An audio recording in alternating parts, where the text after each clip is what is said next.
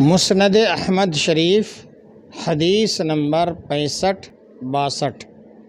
سرکار مصطفیٰ صلی اللہ تعالی علیہ وآلہ وسلم نے ارشاد فرمایا، جس نے چڑیا یا کسی جانور کو ناحق قتل کیا، یعنی اس کو مارا، اس سے اللہ تبارک و تعالی قیامت کے دن سوال کرے گا۔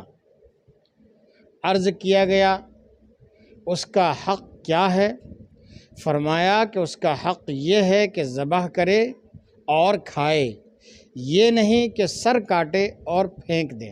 یعنی بہت سے لوگ اور بہت سے چلبلے لڑکے ہوتے ہیں نا کہ مینڈکوں کو بلا وجہ تیر مارتے ہیں یا ڈیلے پھینکتے ہیں اور اس پریشان کرتے ہیں، تو ایسی صورت میں یہ جائز نہیں ہے کہ وہ پرندے ہوں یا مینڈک ہوں یا کسی دوسرے طرح کے جانور ہوں، ان کو بلا وجہ ستائیں یا ان کے اوپر ڈیلے پھینکیں یا تیر ماریں یا گولی چلائیں۔